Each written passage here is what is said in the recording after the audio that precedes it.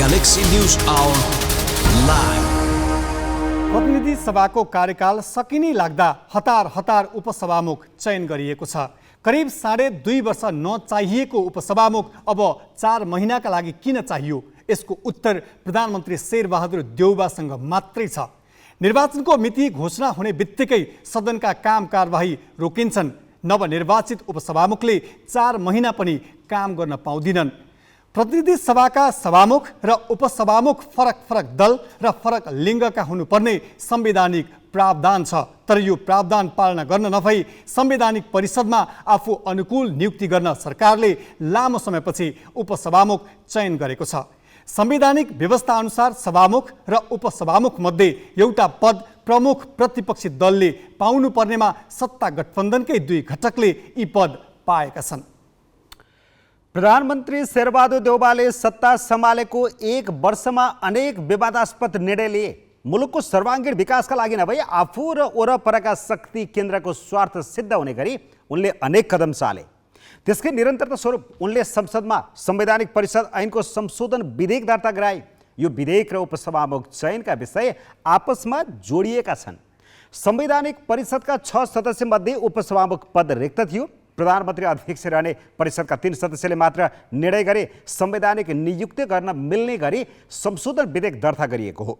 उपसभामुख पनि गठबन्धनबाटै आएपछि संवैधानिक निकायमा एक लौटी गर्न पाउने देउवाको उद्देश्य हो।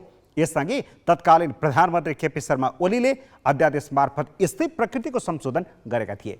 यसको चर्को विरोध गरेका देउवा अहिले आफै त्यही बाटोमा छन्। संविधानको मर्म विपरीत आएको संशोधन विधेयकले देउवाको दोहोरो चरित्र उदाङ्गो पारेको छ। न्युज आवरमा आज हामी उपसभामुखको निर्वाचन प्रसङ्गसहित माओवादी नेता पुष्पकमल दाहाल र प्रधानमन्त्री पत्नी आरजू राणाको दिल्ली दौडाको अन्तर्य प्रस्तुत गर्नेछौँ।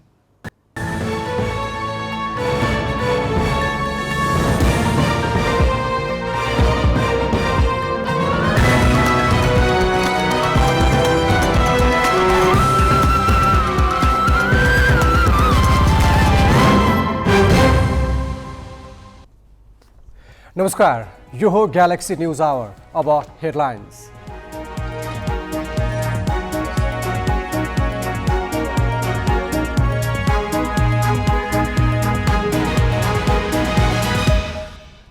प्रतिनिधि सभाले 2.5 वर्षपछि पायो उपसभामुख। कांग्रेसकी पुष्पा भुषाल उपसभामुख निर्वाचित। संवैधानिक परिषदमा सत्ता पक्ष बलियो।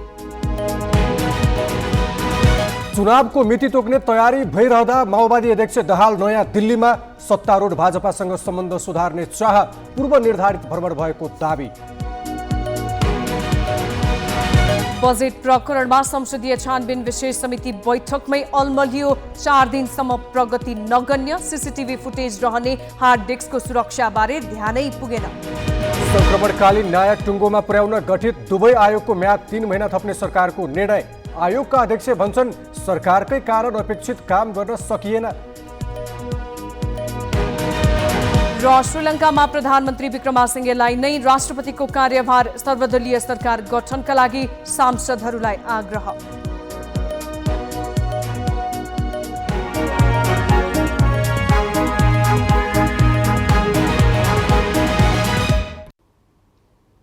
चिनिया कम्युनिस्ट पार्टीका विदेश विभाग प्रमुख लिउ चियान छाओ 4 दिन नेपाल बसेर राजनीतिक भेटवार्ता गरे। उनको सन्देश एकातिर वाम एकता थियो भने अर्कोतिर काङ्ग्रेससँगको सम्बन्ध सुधार। मूल रूपमा नेपालमा चिनिया संवेदनशीलता विपरीतका गतिविधि नहुन् भन्ने उनको चाहना यस भ्रमणले प्रकट रूपमा देखाएको छ। लिउ फर्केको पर्सिपल्ट अर्थात् शुक्रबार माओवादी अध्यक्ष पुष्पकमल दाहाल भारतीय जनता पार्टीका अध्यक्ष जेपी नड्डाको निम्तोमा नयाँ दिल्ली पुगेका छन्।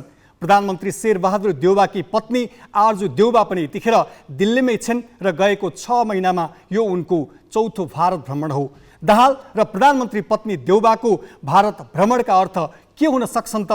हेरौँ ग्यालेक्सी संवाददाता पवन पौडेलको यो ब्रिफिङ। माओवादी अध्यक्ष दाहाल भारत भ्रमणमा जानु पूर्व केही दिन अघि स्वास्थ्य उपचारका क्रममा प्रधानमन्त्री पत्नी एवं कांग्रेस नेत्री आरजू देउवा भारतकै भ्रमणमा छन्।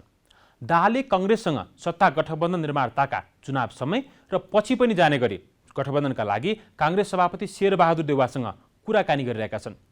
अब यही गठबन्धन अघि बढेमा र चुनाव जितेमा माओवादी अध्यक्ष दाहालले चुनावपछिको सरकारको नेतृत्व गर्ने आकलन गरिएको छ।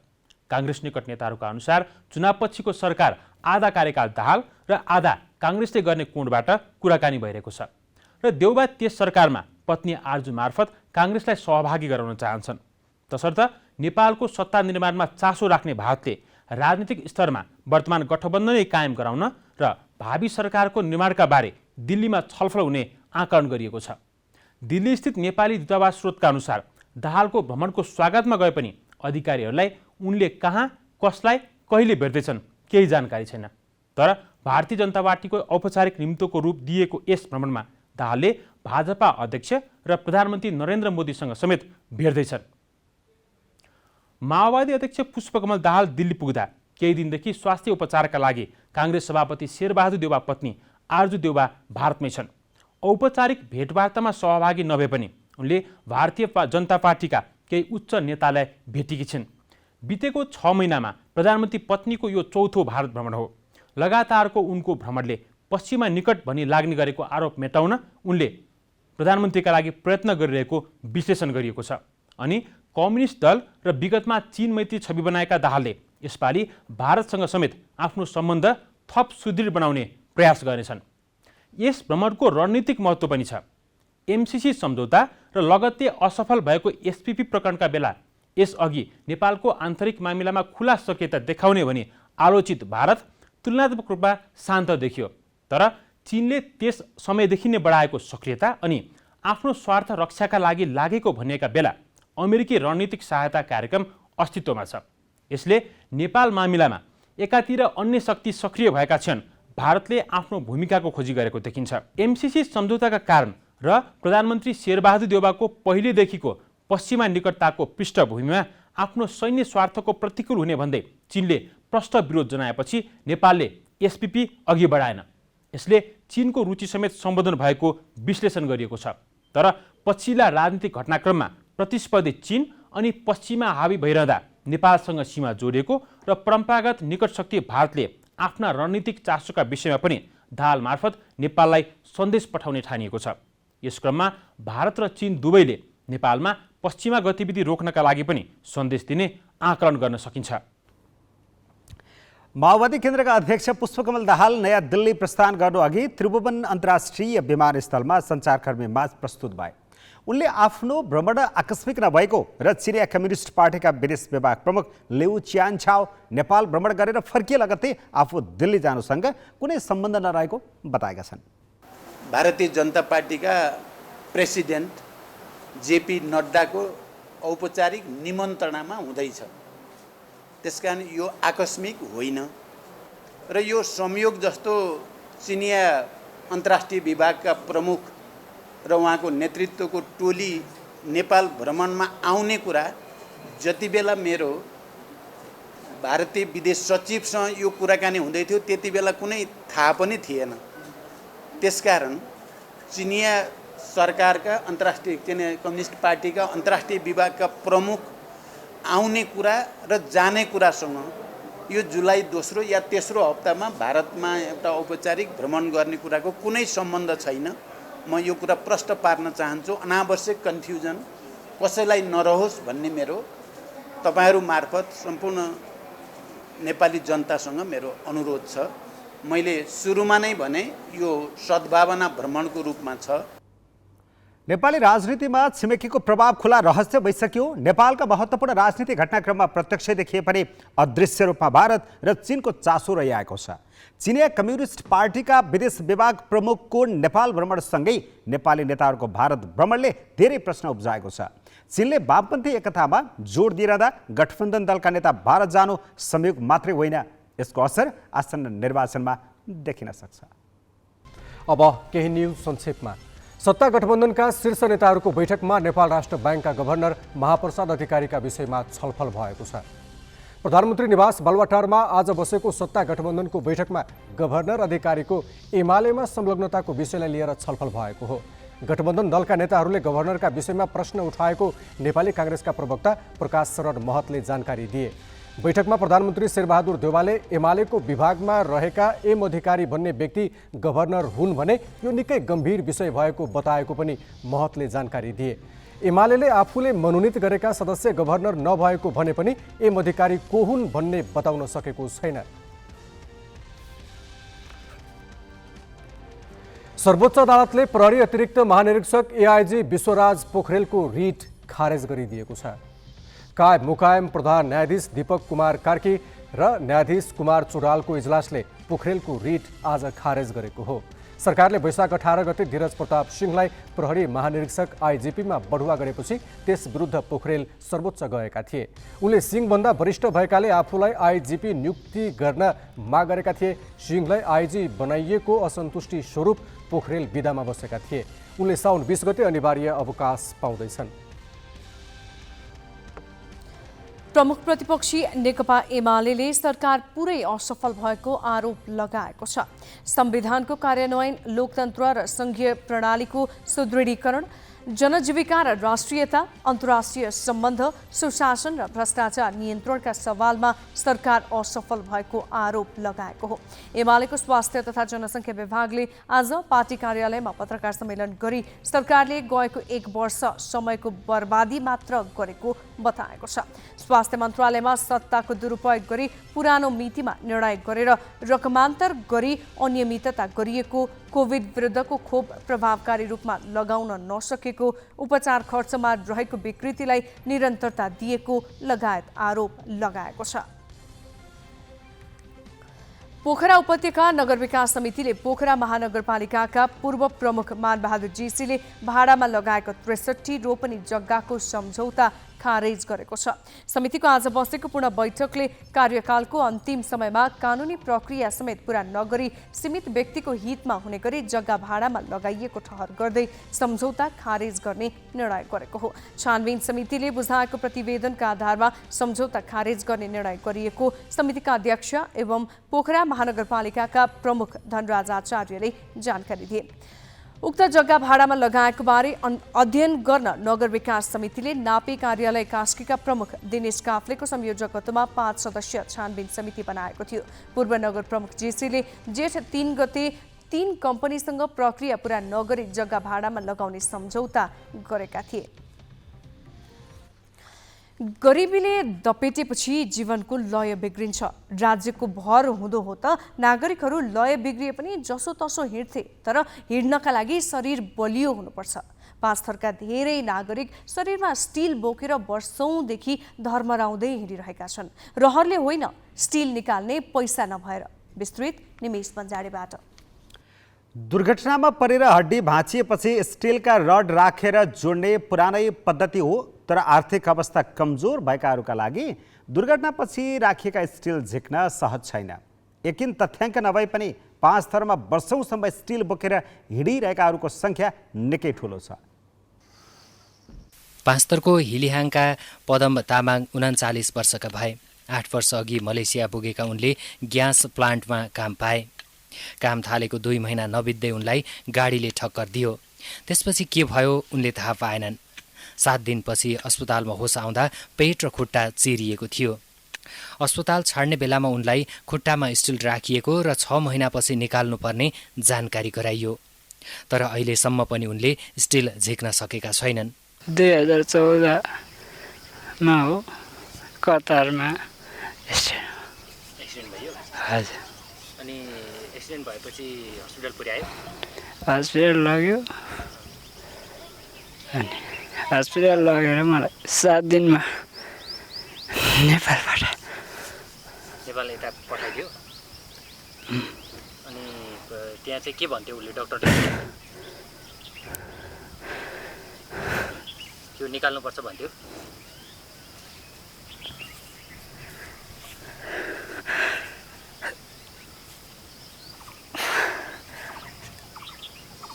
थाहा भएन, त्यतिखेरको यादै भएन तपाईँलाई।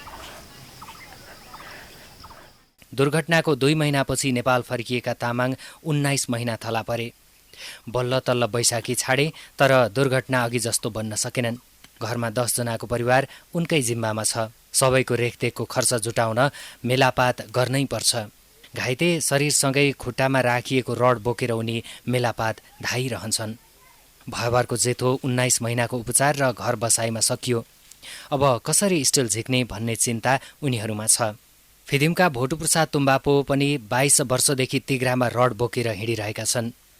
2056 सालमा गाडीले हानेर उनको खुट्टा भाँचियो। त्यसपछि धरानस्थित बीपी कोइराला स्वास्थ्य विज्ञान प्रतिष्ठानमा उपचारका क्रममा खुट्टामा 1 फिट लामो स्टिल हालियो। उपचारको 3 महिनापछि सामान्य हिँडडुल गर्न थालेका तुम्बापोलाई चिसो मौसम र टाढाको यात्रा निकै सकसपूर्ण हुन्छ। काम गर्न सक्ने अवस्था छैन। केही समयपछि दुर्घटना गराउने गाडीसँगको सम्पर्क पनि टुट्यो। ड्राइभरसँग सम्पर्क छैन। पहिला चाहिँ सम्पर्क थियो, अहिले मलाई छोड्यो हो। अहिले के गर्दा चाहिँ दुख्छ तपाईँको? होइन, अब चिसोमा चाहिँ दुख्छ। भारी काम गर्दा? काम गर्दा त अब कामै गर्दिन, लड्तो र नि अब बिरामी मान्छे काम गर्छ। फिदिमको कोठेबारी गाउँमा मात्रै 6 जनामा स्टिल राखिएको छ। नेपालमा अहिले हड्डी जोड्न प्रयोग गरिने रड निकाल्ने गरी मात्रै राख्ने प्रविधि छ। निश्चित समयपछि रड निकाल्नै पर्छ। त्यसो नभए थप समस्या सुरु हुने चिकित्सकहरूको भनाइ छ।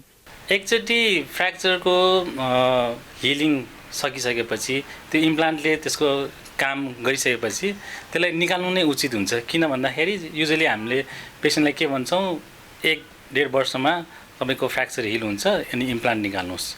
अब यो ड्युरेसनमा निकाल्नुको कारण चाहिँ योभन्दा बढी राख्यो भने कस्तो हुन्छ भने कम्प्लिकेसनहरू चाहिँ आउने सम्भावनाहरू चाहिँ धेरै हुन्छ। रड झिक्न 2 लाखभन्दा बढी खर्च हुन्छ। पैसाको जोहो गर्न सक्नेले समयमै रड निकाल्ने गरेका छन्। तर बिहान बेलुकाको छाक टार्नै धौधौ पर्ने मानिससँग जीवनभर स्टिल बोकेर बाँच्नुको विकल्प छैन। सरोज शर्मा, ग्यालेक्सी फोके, 5 थर। आर्थिक अभावमा झिक्न नसकेर शरीरमा स्टिल बोकिरहेकाहरू के भन्छन् त? यहाँ नै वस्तुहरूले घाँस दिनु गयो कि, अनि माथि भेट्यो, अनि त्यो अङ्गनमा चाहिँ यसो मकहरू धुउँ भनेर जाँदाखेरि चाहिँ आफै खिर्लिँदा उ गरेर लडेँ नि। यसो खुन्दाखेरि के गर्दाखेरि दुख्छ नि। काम चाहिँ गर्दै हुनुहुन्छ? काम त गर्छु। अब यो खोल्ने ओर्ने कुरा के छ? पहिले डाक्टरलाई देखाउन जानु भएको छ कि? 2 वर्षमा खोल्नु भन्दै थियो। कति वर्ष भयो त यो? 2 वर्ष भयो। अब खोल्ने? योभन्दा अगाडि हस्पिटल जानु भएको अरेको छैन? छैन। कति खर्च लाग्छ अरे खोल्दा ओर्दा के थाहा छ? 2 लाख भन्दै थियो। वर्ष पुगेपछि जहिले निकाल्दा पनि भयो, असर गरेन भने अब जहिले सहज हुन्छ त्यतिखेर निकाल्न, वर्ष चाँडै निकाल्नु भन्नुहुन्थ्यो उहाँले चाहिँ डाक्टरहरूले। खासै त्यति साह्रो दुखिया त छैन अहिले होइन। कहिले कहिले यहाँ अलिकति चेरेक यसो गर्ने चाहिँ हुन्छ यहाँ। खासै त्यति साह्रो असर चाहिँ गरेको छैन। म त्यति भारी पनि बोक्दिनँ। जोत खुन गर्नु होइन, हलो बोक्नु, गरुङ बोक्नु, अब काम अलिक वेटिलो काम गर्नु हुँदैन त्यति। अब अलिक यसो हिँडुलसम्म अलिअलिसम्म अब हिँड्नु उताउति हिँड्नु चाहिँ पाएको छु होइन। अलिकति पानी पर्छु भन्दा पनि दुख्छ, चिसोमा दुख्छ होइन। अनि यो दिनभरि हिँड्नु हुँदैन, दिनभरि हिँड्दा पनि अब दुख्छ। अनि अलिक वेटिलो काम भारीहरू बोक्नु उताउति बोक्नु हुँदैन अनि दुखिहाल्छ। संविधानमा समाजवाद र लोक कल्याणकारी शब्द राखेपछि हाम्रा शासकहरू गहिरो निन्द्रामा सुते। उनीहरू त्यति बेला मात्रै जाग्छन् जति बेला सत्तामा जोड घटाउ गर्नुपर्छ। नागरिकका दुःख र व्यथा बालुवाटार, खुमलटार र बालकोटका ठूला ठूला पर्खालबाट भित्र नछिर्ने भएकैले उनीहरू आनन्दले निदाउन पाएका छन्। पैसा नभएकै कारण वर्षौंदेखि नागरिकले शरीरमा स्टिल बोकेर हिँड्ने अवस्था कुनै पनि आदर्श मुलुकका लागि लाजमर्दो हो। हाम्रा शासकहरूलाई लाज लागेको दिन बल्ल गरिबले समाजवादको अनुभूति गर्न पाउनेछन्। अब केही न्युज संक्षेपमा। विशेष अदालतले यो वर्ष इतिहासमै सबैभन्दा धेरै फैसला गरेको बताएको छ। अदालतले आज एक कार्यक्रम गरी भ्रष्टाचार मुद्दामा यो वर्ष सबैभन्दा धेरै फैसला गरेको बताएको हो। अदालतका रजिस्ट्रार अशोक कुमार छेत्रीले विचाराधीन 792 थान मुद्दामध्ये 339 थान मुद्दामा फैसला गरेको बताए। लामो समय न्यायाधीश नहुँदा पनि यो वर्ष धेरै मुद्दामा फैसला गर्न सफल भएको उनको भनाइ छ। विशेष अदालतमा फैसला हुन बाँकी 2 वर्ष नागेका मुद्दा 216वटा छन्। कार्यक्रममा अदालतका अध्यक्ष श्रीकान्त पौडेलले अख्तियारको अनुसन्धान र अभियोजन प्रक्रिया फितलो रहेको बताए। अमेरिकी डलरको तुलनामा युरो 20 वर्ष यताकै कमजोर भएपछि नेपाली बजारमा डलर र युरोको भाव बराबर भएको छ। राष्ट्र बैंकले आज डलरको भाव अहिलेसम्मकै महँगो 128 रुपियाँ 11 पैसा तोकेको छ। युरोको भाव पनि 128 रुपियाँ 31 पैसा छ। 2056 पुसदेखि 2059 मङ्सिरसम्म युरो डलरभन्दा सस्तो थियो। 2065 साउन 1 मा डलरको तुलनामा युरो महँगो भएको थियो। त्यसबेला नेपालमा डलरको भाव 69 रुपियाँ र युरोको विनिमय दर 111 रुपियाँ थियो। 2055 पुस 17 मा युरोपेली सङ्घका 11 सदस्य मुलुकले एकल मुद्रा प्रणाली सञ्चालन गर्ने भनेर युरो प्रचलनमा ल्याएका थिए। अहिले युरोपका 19 मुलुकले यो मुद्रालाई वैधानिक भुक्तानीको माध्यम मानेका छन्। ती देशमा थुप्रै नेपाली छन्। अब उनीहरूले पठाउने रेमिट्यान्स प्रभावित हुने भएको छ। शेयर बजार परिसूचक लगातार चौथो दिन बढेको छ। चालु आर्थिक वर्षको अन्तिम कारोबार दिन नेप्से आज 7.9 अङ्कले बढेपछि 2009 अङ्कमा पुगेको छ। नेप्से अन्तिम आधा घण्टामा बढेको हो। आज 72 कम्पनीका लगानीकर्ताको सम्पत्ति बढेको छ। 104 कम्पनीको सेयर मूल्य भने घटेको छ। 2 घण्टामा 1 अर्ब 45 करोड 62 लाख रुपियाँको सेयर किनबेच भएको नेपाल स्टक एक्सचेन्जले जनाएको छ। श्रीलङ्काका कार्यवाहक राष्ट्रपति रनिल विक्रमासिंघेले सर्वदलीय सरकार गठनको लागि सांसदहरूलाई आग्रह गरेका छन्। विक्रमासिंघेले देशमा शान्ति सुव्यवस्था कायम गर्न र संवैधानिक प्रक्रिया पालना गर्न आफू प्रतिबद्ध रहेको बताएका छन्। देशबाट भागेका राष्ट्रपति गोटाबया राजपाक्सेको राजीनामा स्वीकृत भएपछि विक्रमासिंघेले कार्यवाहक राष्ट्रपतिको जिम्मेवारी सम्हालेका हुन्। उनले आज कार्यवाहक राष्ट्रपति पदको शपथ लिए। प्रदर्शनकारीले राष्ट्रपति भवन कब्जा गरेपछि गोटाबायाले भागेर मालदिप्स हुँदै सिङ्गापुर पुगेपछि राजीनामा पठाएका थिए। सभामुख महिन्दा यापा अबेवर्दनाले नयाँ राष्ट्रपति चयनको प्रक्रिया 7 दिनभित्र पूरा गर्ने र शनिबार संसदको बैठक पुनः बस्ने विश्वास व्यक्त गरेका छन्। संसदले यसअघि नै साउन 4 गतेको लागि निर्वाचनको मिति तोकिसकेको छ। आइसिसी विश्वकप लिग 2 अन्तर्गत त्रिकोणात्मक एक दिवसीय श्रृङ्खलामा नेपालले भोलि नामिबियासँग खेल्नेछ। भोलिको खेलमा नेपाल पहिलो खेलमा बेहोरेको 40 रनको हारको बदला लिने दाउमा हुनेछ। घरेलु टोली स्कटल्यान्डलाई हराएर नेपाल आत्मविश्वासी बनेको छ। नेपालले स्कटल्यान्ड विरुद्धको खेलमा शानदार बलिङ गरेको थियो। स्कटल्यान्डसँगको खेलमा जस्तै बलिङ कायम राखे नामिबिया विरुद्ध जित निकाल्न सहज हुनेछ। नेपाल 18 खेलबाट 17 अङ्क सहित तालिकाको 5औं स्थानमा छ। नामिबिया 16 अङ्क सहित 6औं स्थानमा छ। प्रतिनिधि सभाको कार्यकाल सकिनै लाग्दा हतार उपसभामुख चयन गरिएको छ। 2.5 वर्षसम्म कसैलाई चाहिएको थिएन। सब चुपचाप थिए। संवैधानिक परिषदको अङ्कगणितमा बलियो हुन सरकारलाई उपसभामुख चाहिएको हो। यसको राजनैतिक अर्थ सत्ता गठबन्धन दलको नियतसँग जोडिएको छ। विस्तृत नवराज पाण्डेबाट। प्रतिनिधि सभाले 2.5 वर्षपछि उपसभामुख पाएको छ। सत्तारूढ नेपाली काङ्ग्रेसकी पुष्पा भुसाल एमालेकी विद्या भट्टराईलाई हराएर उपसभामुख बनेकी हुन्। उपसभामुखमा भुसालको जितले संवैधानिक परिषदमा सरकार पक्ष थप बलियो भएको छ। संविधानमै व्यवस्था भएका पदहरूमा पनि राजनीतिक स्वार्थ हावी हुँदा लामो समय ती पदहरू रिक्त रहने गरेका छन्, जसको उदाहरण यो उपसभामुख पद पनि हो। दलहरूको अनिच्छाकै कारण लामो समय प्रतिनिधि सभा उपसभामुख विहीन भएको थियो। तत्कालीन उपसभामुख शिवमाया तुम्बाहाङफेले 2076 माघ 6 गते राजीनामा दिएकी थिइन्। त्यसपछि उनी मन्त्री बनिन्। तर उपसभामुख चयनमा दलहरूले रुचि देखाएनन्। दलहरूको अनिच्छाले 2.5 वर्ष रिक्त रहेको उपसभामुख पदमा शुक्रबार काङ्ग्रेसकी पुष्पा भुसाल निर्वाचित भएकी छन्। उनले एमालेकी विद्या भट्टराईलाई 55 मतले हराइन्। भुसालले 148 मत पाइन्। उनलाई सत्ता गठबन्धनमा रहेका दलका अलावा लोकतान्त्रिक समाजवादी पार्टीका सांसदले पनि मत दिए। भट्टराईले एमालेका अलावा राप्रपाका राजेन्द्र लिङदेनको मात्र मत पाइन्। प्रतिनिधि सभाको कार्यकाल सकिनै लाग्दा उपसभामुख चयन गरिएकाले सत्ता पक्षकै सांसदले नै यसलाई खासै खुसीको विषयका रूपमा लिएका छैनन्। जसरी चाहिँ उपसभामुखको निर्वाचन चाहिँ अलिकति लामो समयपछि भयो, यो छिटो हुनुपर्छ भन्ने मेरो पनि मत हो। तर जसरी चाहिँ आज भएको छ यो मलाई खुसी नै लागेको छ। किनभने उपसभामुख पद भनेको सदनको गरिमा तटस्थता सबै कुरालाई चाहिँ पालन गर्ने त छँदै छ। त्यो हैसियत उहाँले राख्नुहुन्छ। तर त्यसको सँगसँगै अहिले चाहिँ संवैधानिक परिषदको सदस्य समेत पनि रहने व्यवस्था भएको हुनाले आज महिलाहरूले एउटा महिला प्रतिनिधि जसले चाहिँ संवैधानिक परिषदसम्म पहुँच राख्नुहुन्छ भन्ने कुरा लाई चाहिँ ग्यारेन्टी गर्नु र निर्वाचित हुनु यो खुसीको कुरा हो। प्रमुख प्रतिपक्षी एमाले संवैधानिक परिषदको अङ्कगणित मिलाउनकै लागि उपसभामुख चयन गरिएको छानेको छ। निर्वाचनको मिति घोषणा हुनै लाग्दा विधि पुर्याउनको लागि मात्र निर्वाचन गरिएको उसको बुझाइ छ। उपसभामुख पद यति बेलासम्म खाली भयो।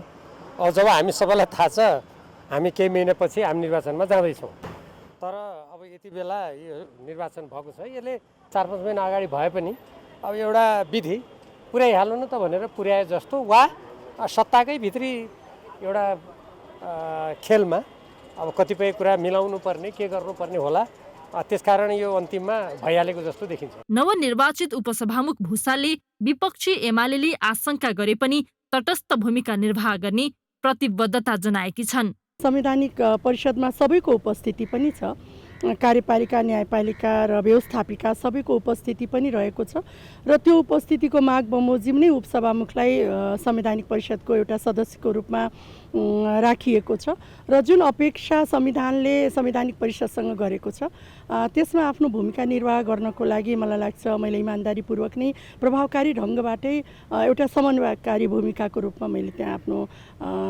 भूमिका निर्वाह गर्नेछु। संवैधानिक परिषदका 6 सदस्य मध्ये उपसभामुख एक हो।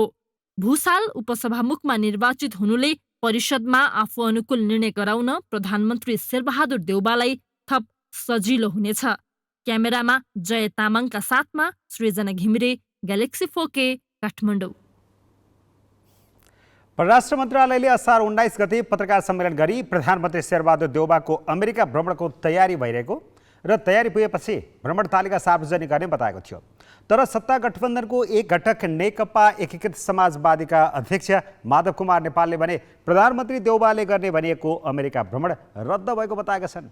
उनले अमेरिकाको स्टेट पार्टनरसिप प्रोग्राम SPPमा आबद्ध नहुने सरकारको निर्णयपछि देउबाको भ्रमण रद्द भएको आज सार्वजनिक रूपमै बताएका हुन्। नेपालको भूमिमा छिमेकी देशलाई संवेदनशील बनाएर त्यस्तो खालका काम त हुन थाल्यो। यी सबै कुराको सन्दर्भमा नेपाली जनमत जागेको र यो जागेको जनमतले आवाज उठाइसकेपछि बल्ल यो नेपाली भावना बुझ्नु पर्दो रहेछ भन्ने कुरा बुझेको। त्यही पनि हुँदा स्टेट पार्टनरसिप प्रोग्राम भन्ने प्रोग्राम झन्डै हस्ताक्षर हुने स्थितिमा पुगिसकेको। त्यसको बारेमा हामीले आवाज उठाइसकेपछि त्यो त फेरि केपी ओली प्रधानमन्त्री भएको बेलामा पो भएको रहेछ भन्ने कुरा खुल्न गएको। यो सबै अवस्थामा शेरबहादुर प्रधानमन्त्रीले त्यसमा हामी अस्वीकार गर्छौँ भनेर घोषणा गरेपछि अमेरिका जाने भ्रमण गर्ने प्रोग्राम पनि रद्द भयो। थाहा छैन। बजेटमा करका दर हेरफेरमा अनधिकृत व्यक्तिको संलग्नताबारे संसदीय विशेष समितिले काम थालेको 4 दिन भयो, तर उसले प्रमाण जुटाउन सकेको छैन। अर्थ मन्त्रालयले डिलिट भइसकेको भनेको CCTV फुटेज हार्ड डिस्कबाट रिकभर गर्न सकिने भए पनि समितिले त्यतातर्फ ध्यान दिएको छैन। हार्ड डिस्क निरन्तर प्रयोगमा रहेकाले फुटेज रिकभर गर्न गाह्रो हुन सक्ने जानकारहरूले औँल्याइरहेका छन्। बजेट निर्माणका क्रममा अनधिकृत व्यक्तिले पहुँच पाएको र करका दर हेरफेर गरेको विषय सार्वजनिक भएपछि अर्थ मन्त्रालयको CCTV फुटेज चर्चामा आयो।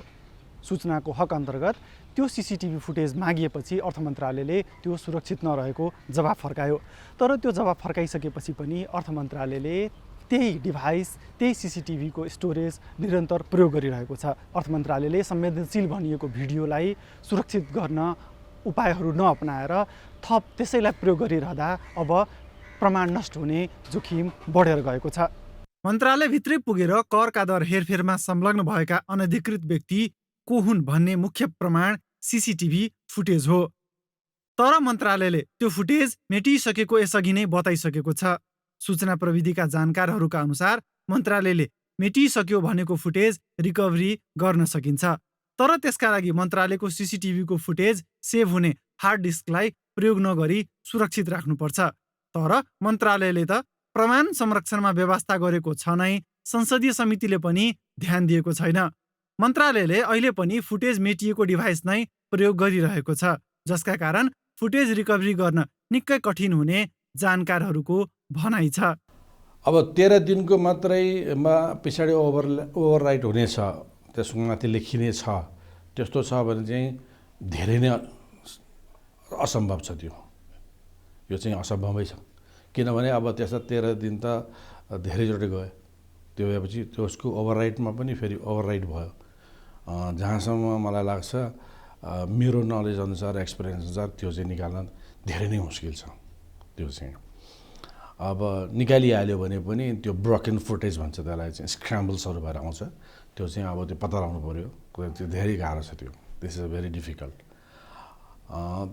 त्यस कारणले चाहिँ अहिले चाहिँ त्यो 13 दिनको सेटिङ गरेर राखेको छ। 13 दिनमा चाहिँ त्यो हुने या अटो फिलअप भन्ने अटो ओभरराइडिङ भन्छ, जतिखेर कुरो उसको प्याक हुन्छ त्यतिखेरदेखि उसले अर्को लेख्न थाल्छ।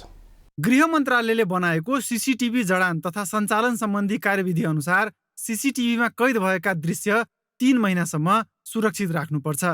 तर अर्थ मन्त्रालयले 13 दिनसम्मको मात्र सुरक्षित रहने र त्यसपछि क्रमशः मेटिँदै जाने यसअघि नै बताइसकेको छ। बजेटमा करका दर हेरफेरमा अनधिकृत व्यक्तिको संलग्नताबारे तथ्य प्रमाण जुटाउने हो भने अर्थ मन्त्रालयको सीसीटीभी फुटेज सेभ हुने हार्ड डिस्कलाई अब प्रयोग गर्न हुँदैन। सबभन्दा पहिला त संसदीय समितिले उहाँहरूको त्यो सिस्टम आफ्नो कब्जामा लिनु पर्यो। उहाँको सीसीटीभीको क्यामेराको जुन त्यो स्टोरेजहरू छ, स्टोरेज भन्छौँ हामी, एनभीआर डीभीआर भन्ने हुन्छ, के छ त्यहाँ। अब जुन तपाईँको क्यामेरा एउटा हुन्छ, क्यामेराबाट तपाईँको सबै रेकर्ड भएर एउटा सिस्टममा बस्छ, कम्प्युटरको स्टोरेज सिस्टम भने जस्तै। त्यहाँ एनभीआरको हार्ड ड्राइभ हुन्छ डिभाइसमा, हार्ड डिस्क हुन्छ, त्यो हार्ड डिस्कमा त्यो डेटा स्टोर हुन्छ। अनि त्यसपछि एक्सपर्टलाई राखेर हामीसँग टुल्सहरू हुन्छ, जुन टुल्सले एनालाइसिस गर्छ कि त्यो दिनको अथवा त्यहाँ भएको डिभाइसेसहरू अथवा डेटाहरू त्यहाँ छ कि छैन भन्ने कुरा हेर्नुपर्छ पहिला, होइन। स्टोर भएको डेटाहरू कति दिन कहिलेसम्मको छ भन्ने कुराहरू हेर्नुपर्छ र कति खाली छ। अनि त्यहाँ के पनि हेर्न सकिन्छ भन्दाखेरि यदि हार्ड ड्राइभमा डिलिट भएको छ भने ल यो डिलिट भएको फाइलहरू यो छ भनेर हेर्न सकिन्छ। करका दर हेरफेरमा अनधिकृत व्यक्तिको संलग्नता र त्यसको प्रमाणका रूपमा रहेको सीसीटीभी फुटेज मेटिएको प्रकरणमा अर्थमन्त्री जनार्दन शर्मा राजीनामा दिन बाध्य भएका थिए। छानबिनका लागि गठन गरिएको संसदीय विशेष समितिका सदस्य बुधबार अर्थ मन्त्रालयमा पुगी सीसीटीभी हेरेर फर्किएका छन्। फुटेज सुरक्षित हुने हार्ड डिस्कको सुरक्षाका लागि समितिले अहिलेसम्म कुनै निर्देशन दिएको छैन। काम थालेको 4 दिन भइसक्दा पनि यतातर्फ ध्यान नदिनुले समितिले छानबिनमा भ्याउनै पाउन नसकेको रूपमा अर्थ्याइएको छ। क्यामेरामा योगेश लामाका साथ जितेन्द्र झा, ग्यालेक्सी फोके, काठमाडौँ। संक्रमणकालीन न्यायसँग सम्बन्धित सत्य निरूपण तथा मेलमिलाप र बेपत्ता पारिएका व्यक्तिको छानबिन आयोग गठन गरिएको 7 वर्ष लाग्यो। तर ती दुवै आयोगले काम कहिले सक्छन् अझै ठुङ्गो छैन। सरकार संक्रमणकालीन न्यायको विषय टुङ्ग्याउन सहजीकरण गर्ने भन्दा आयोगको म्याद थप गर्ने भूमिकामा सीमित देखिएको छ। थपिएको समय सकिन 1 दिन बाँकी रहँदा सरकारले दुवै आयोगको म्याद फेरि 3 महिना थपेको छ। थपिएको समयमा काममा प्रगति हुनेमा आयोगकै पदाधिकारी विश्वस्त छैनन्।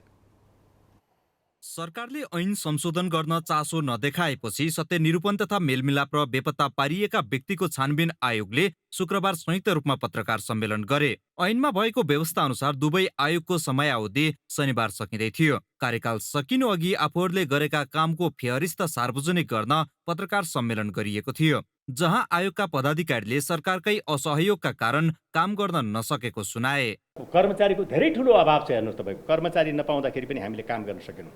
अनि आयोगले गरेका, चाहे यो आयोग होस्, तपाईँ बेपत्ता आयोग होस्, चाहे चाहिँ राष्ट्रिय हाम्रो चाहिँ सत्य निरूपण आयोग, हामीले गरेका जो सिफारिस नेपाल सरकारसम्म हामी सिफारिस गर्छौँ, त्यो सिफारिसहरू तदारुकताका साथ चाहिँ लागू हुनु पर्यो नेपालबाट।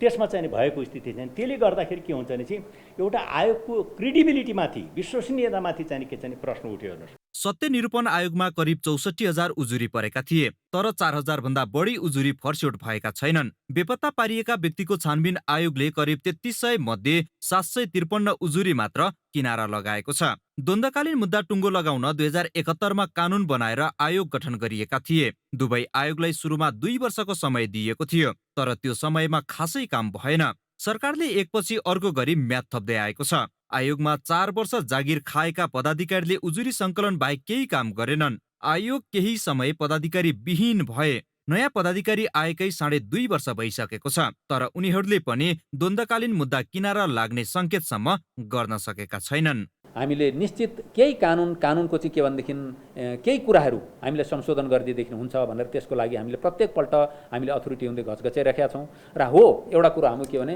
हामी आयोगमा बसेका छौँ र हाम्रो चाहिँ के भनेदेखि सरकारलाई निवेदन गर्ने, सरकारलाई जानकारी गराउने हाम्रो आफ्नै ढर्रा ढाँचा हुन्छ र आफ्नै परिपाटी हुन्छ। त्यसअनुसार हामीले सम्बन्धित ठाउँमा आफ्ना कुराहरू भनिराखेका छौँ। कस्तो खालको हामीले कानुन चाहिन्छ र पीडितहरूको माग के छ भन्ने कुरा चाहिँ के भन्दैन हामीले गरेका छौँ। उनीहरूले कोभिडको असर, कर्मचारी अभाव, समय अनुकूल ऐन संशोधन नहुनु लगायत कारण देखाएर आफूलाई पानीमाथिको ओभानो देखाउन खोजेका छन्। कानुन संशोधनका लागि सरकारले विधेयक तयार पार्न सकेको छैन। सरकारले 3 महिना म्याद थपे पनि त्यो अवधिमा काममा प्रगति हुने विश्वास पदाधिकारीलाई नै छैन। उनीहरूले सरकारले कानुन संशोधनका साथै पर्याप्त कर्मचारी दिएको अवस्थामा पनि संक्रमणकालीन न्यायको विषय टुङ्ग्याउन कम्तीमा 3 वर्ष लाग्छ भनेका छन्। 1000 प्लस उजुरी भएको ठाउँमा चाहिँ हामीलाई आयोगले एउटा अफिस खोल्ने र त्यसपछि त्यसको लागि चाहिँ विज्ञ नियुक्ति गरेर बजेटहरू व्यवस्था भयो भने हामी 3-4 वर्षमा चाहिँ हामी नजिक पुग्छौँ, यो हामी लगभग सक्छौँ भन्ने चाहिँ हाम्रो अहिलेसम्मको प्लानिङ छ। तत्कालीन माओवादी सशस्त्र सङ्घर्ष छाडेर शान्ति प्रक्रियामा आएपछि 2063मा विस्तृत शान्ति सम्झौता भएको थियो, जसमा द्वन्द्वकालीन मुद्दा आयोग बनाएर किनारा लगाउने भनिएको थियो। दलहरूको उदासीनताले संक्रमणकालीन न्याय अनिश्चित बन्न पुगेको छ। क्यामेरामा साधुराम लामिछानेका साथ बासु खड्का, ग्यालेक्सी फोके, काठमाडौँ। 2077 साउन 30 गते सिन्धुपाल्चोकका लिदिवासीले अकल्पनीय वज्रपात बेहोरे। एका बिहानै गएको पहिरोले थापथलो मात्र उखेलेन, 39 स्थानीयको ज्यान लियो। बाँच्नेहरूका आँखा अझै ओभाएका छैनन्। उनीहरू अस्थायी टहरमा बस्न बाध्य छन्। उनीहरूले त्यतिखेर 1,10,000 रुपियाँ बराबरको राहत सामग्री पाए। लिदी पुग्न सरकारी पदाधिकारीले हेलिकप्टर भाडामा 28 लाख रुपियाँ खर्च गरेको महालेखाको प्रतिवेदनले देखाएको छ। पहिरोले लिदीमा ठूलो वज्रपात परेपछि बाँचेका स्थानीयलाई ढाडस दिन घटनाको केही दिनमा बागमती प्रदेशका तत्कालीन मुख्यमन्त्री डोरमणि पौडेल पुगे। उनी राहत सामग्री लिएर गएका थिए। आफन्तजन र घर गुमाएका स्थानीयले तत्कालको भोग मेटाउन चाउचाउ बिस्कुट पाए। उनीहरूलाई 1,10,000 रुपियाँ बराबरको राहत बाँडिएको थियो। यसलाई निकै ठूलो कामका रूपमा प्रचार गरियो। पौडेलसँगै बागमती प्रदेशका तत्कालीन सामाजिक विकास मन्त्री युवराज दुलाल र एमाले नेता शेरबहादुर तामाङ पनि लिदी पुगेका थिए। उनीहरूले स्थानीयलाई चाउचाउ बिस्कुट लगायत सामग्री बाँडेको तस्बिर खिचे। सक्दो चाँडो बसोबासको व्यवस्था मिलाउने वचन दिएर फर्किए। तर लिदीवासी अहिले पनि अस्थायी टहरामा छन्। स्थायी आवास कहिले पाउँछन् टुङ्गो छैन। पहिरो प्रभावित लिदीवासीलाई 1,10,000 को राहत सामग्री बाँडेको तत्कालीन मुख्यमन्त्री पौडेल सहितको प्रदेश सरकारको टोलीले हेलिकप्टर सयरमा भने 28 लाख रुपियाँ खर्च गरेको महालेखाको 59औं प्रतिवेदनले औँल्याएको छ। सरकारमा बसेकाहरू कतिसम्म गैर जिम्मेवार छन् र राज्यकोषको दुरुपयोग गर्न रत्तीभर लाज मान्दैनन् भन्ने उदाहरण बनेको छ लिदी घटना। जोखिमपूर्ण बस्ती सार्ने र बसोबास गुमाएकालाई घर बनाइदिने आश्वासन बाँडेको सरकारी टोलीले 12 पटक हेलिकप्टर चढेको थियो। हेलिकप्टर भाडा बापत सेनालाई 25,68,000 र एउटा निजी कम्पनीलाई 3 लाख रुपियाँ तिरिएको प्रतिवेदनमा उल्लेख छ। नेपालमा मुटु, मृगौला र आँखासँग सम्बन्धित स्वास्थ्य सेवा केही सहज भए पनि क्यान्सरको उपचार पाउन निकै कठिन छ। अस्पतालहरूमा बिरामीको थेकिन नसक्नु चाप छ, तर शैय्या तथा जनशक्ति अभावका कारण धेरैले उपचार नै पाउँदैनन्। भएका अस्पताललाई पूर्ण क्षमतामा सञ्चालन गर्न सरकारको ध्यानै छैन। त्रिवी शिक्षण अस्पतालले 8 वर्ष लगाएर बनाएको सुरेश वाग्ले क्यान्सर अस्पताल पूर्ण क्षमतामा सञ्चालन नगरिँदा धेरै बिरामीले उपचार बिनै फर्किनु परिरहेको छ। त्रिवी शिक्षण अस्पतालले 8 वर्ष लगाएर 68 करोड लागतमा बनाएको सुरेश वाग्ले मेमोरियल क्यान्सर अस्पताल हो। यो 2068 सालमा निर्माण सुरु भई 2 वर्ष अघि तयार भएको थियो। पर्याप्त भौतिक पूर्वाधार भएर पनि यो अस्पताल पूर्ण क्षमतामा भने चल्न सकेको छैन। योजना अनुसार चल्ने हो भने 142 शैय्याको अस्पतालमा 3 रेडियोथेरापी मेसिन र 50 चिकित्सक सहित 300 कर्मचारी हुनुपर्ने हो। तर 5 चिकित्सक र केही नर्सका भरमा यो अस्पताल चलिरहेको छ। विशिष्टकृत उपचार दिन स्थापित यो अस्पताल किमोथेरापी र क्यान्सरको सामान्य उपचारमा सीमित छ। दैनिक औसत 50 जना क्यान्सरका बिरामी आए पनि सबै सेवा विस्तार हुन नसक्दा बिरामीलाई त्यसै फर्काउनु परेको अस्पताल प्रशासनको भनाइ छ। सरकारले सुरेश वाग्लेको दमन स्वीकृत गरेर पठाउँदैन, हामीले चाहिँ फोन त्यो अस्पताल सुरेश वाग्लेलाई फुल फ्लेजमा चलाउन गाह्रो भयो। सुरेश वाग्लेको माथि त्यो तलामा 10 बेडको अर्को आइसियु क्यान्सरको लागि भनेर इन्फ्रास्ट्रक्चर रेडी छ, सामानहरू गभर्नमेन्ट बजारबाट आइसकेको छ, हामीले चलाउन सकेका छौँ। किन भन्दाखेरि त्यहाँ काम गर्ने नर्स र डाक्टरको दमन दिने छैन। फेरि अब अर्को 100जना मान्छे थप्नु पऱ्यो भने त अर्को त्यो हामीले धान्न सक्दैन। सरकारी अस्पतालमध्ये भक्तपुर क्यान्सर अस्पताल, बिपी कोइराला क्यान्सर अस्पताल र वीर अस्पतालमा क्यान्सरको उपचार हुन्छ। त्रिविशिक्षण अस्पताल भित्रै अर्को अस्पतालका लागि भवन बनाइए पनि पूर्ण क्षमतामा सञ्चालन नगर्दा भएकै पूर्वाधार पनि खेरा गइरहेको छ। आन्तरिक स्रोतबाट मात्र जनशक्ति र उपकरण थप्न सम्भव नभएकाले अस्पताल पूर्ण क्षमतामा सञ्चालन गर्न नसकिएको त्यहाँका अधिकारी बताउँछन्। 3 वर्षमा बन्ने कुरा लगभग 8 वर्षमा लगभग तयार भयो। अब त्यो संरचना तयार भए पनि अब हामीले पूर्ण रूपले नै सञ्चालन गर्न सकेका छैन। अहिले 1 वर्ष भयो हामीले सेवा सर्भिस सुरु गर्ने। त्यो सर्भिसमा हामीले अहिले के गरेका छौँ भनेदेखि फर्स्ट फ्लोरमा जसरी कि त्यहाँ डे केयर केमोथेरापी छ, ओपिडी सर्भिस सुरु गऱ्यौँ र अहिले महिलाहरूमा हुने ब्रेस्ट र सर्भाइकल क्यान्सरको स्क्रिनिङ प्रोग्राम गर्छौँ। रेडियोथेरापी मेसिन 3वटा हामीलाई चाहिने, हामीले एउटाबाट सुरु गरौँ भनेर पनि प्रस्ताव मन्त्रीज्यूहरूलाई पनि भेट्यौँ, स्वास्थ्य मन्त्रालयमा पनि भेट्यौँ, अर्थ मन्त्रालयमा पनि गयौँ, शिक्षा मन्त्रालयमा पनि गयौँ। अहिले पनि प्रोसेस छ। जटिल स्वास्थ्य समस्या मानिने क्यान्सर नेपालमा प्रत्येक 10 मध्ये 1 जनामा रहेको अनुमान छ। तर समयमै पहिचान नहुने र उपचारमा पहुँचको पनि अभावका कारण सबै सरकारी अभिलेखमा आउँदैनन्। नेपाल स्वास्थ्य अनुसन्धान परिषदले 9 जिल्लामा गरेको अध्ययनमा 3295 नयाँ क्यान्सर रोगी भेटिएका थिए। वर्षेनी बढ्दै गएको यस रोगको उपचार महँगो पनि छ। तर सरकारी स्तरबाट सञ्चालित अस्पतालहरूमा यो सेवा प्रभावकारी नहुँदा बिरामीले ज्यानकै आस मार्नुपर्ने अवस्था छ। क्यामेरामा रिकेश सिंहका साथ प्रज्ञा तिमल Sinha, galaxy 4K, Kathmandu. Business news का साथ में नेपा टॉप सब ठीक ठाक। नेपा टॉप सब ठीक ठाक।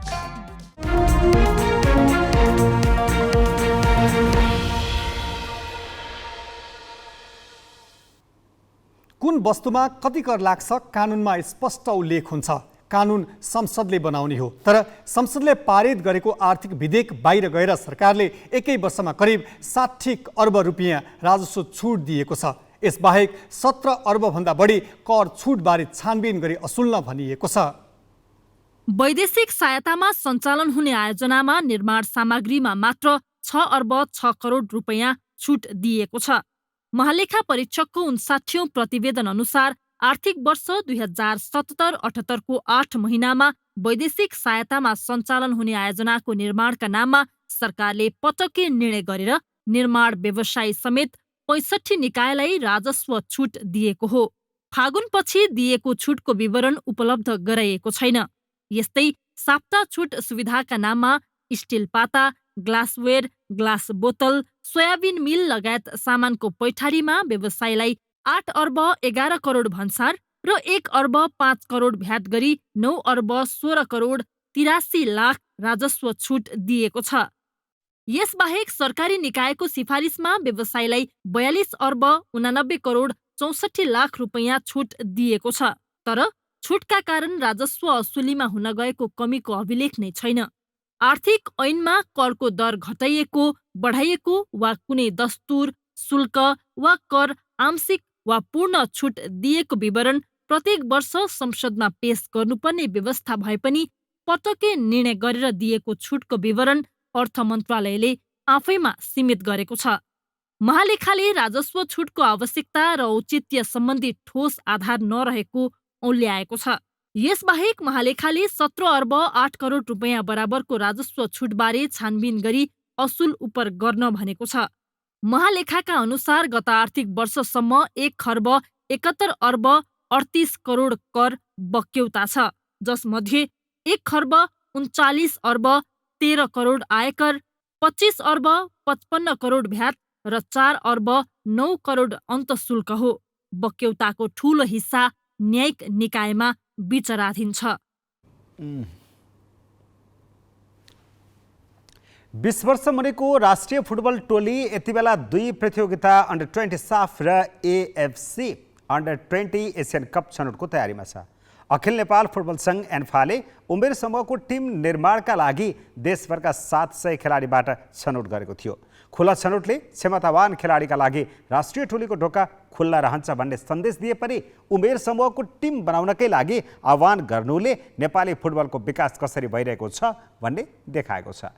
उमेर समूहका टोली राष्ट्रिय टोलीका आधार हुन्, तर एन्फासँग उमेर समूहमा भरपर्दा र आश लाग्दा खेलाडी नै छैनन्।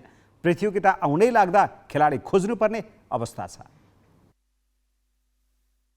उमेर समूहको घरेलु संरचनालाई अखिल नेपाल फुटबल सङ्घ एन्फाले निरन्तरता दिन सकेन।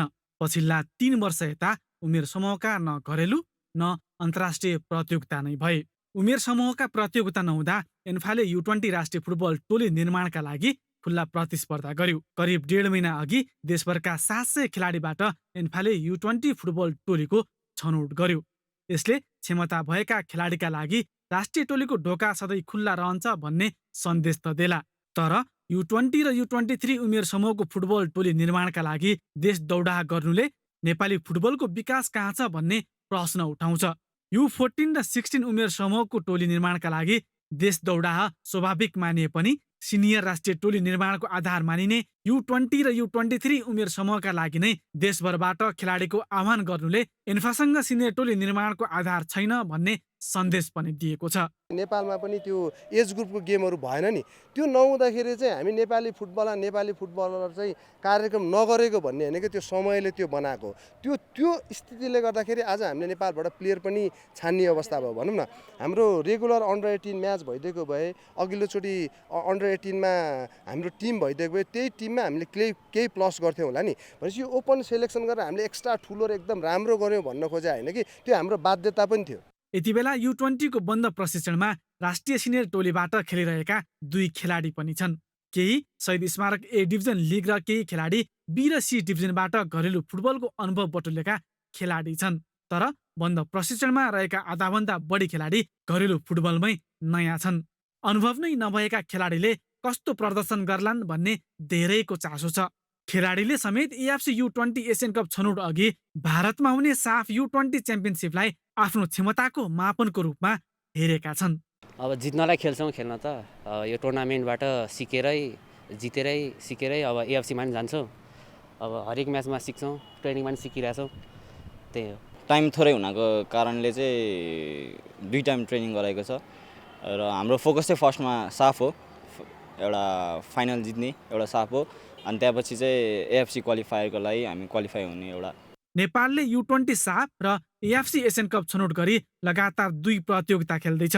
भारतमा आयोजना हुने साफ U20 च्याम्पियनसिप साउन 9 गते सुरु हुँदैछ। त्यसपछि नेपाली टोली AFC U20 छनौट खेल्न बहराइन जानेछ। एसियन कप छनौट भदौ 25 देखि सुरु हुनेछ।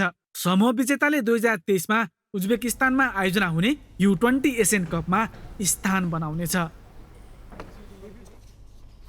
हामी ग्यालेक्सी न्युज आवरको अन्त्यमा छौँ। जाँदै हेडलाइन्स।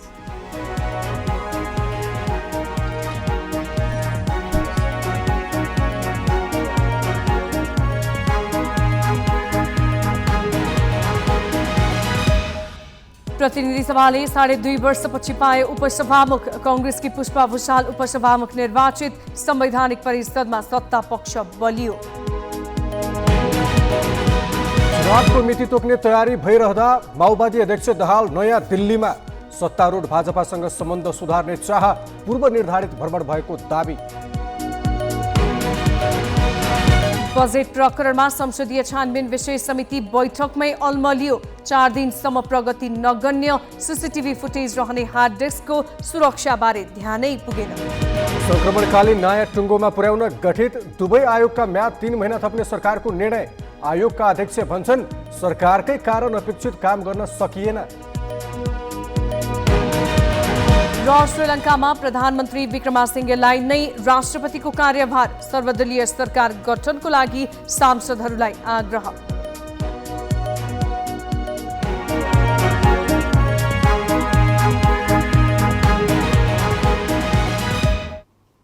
आजलाई ग्यालेक्सी न्युज आवर सकियो। नमस्ते।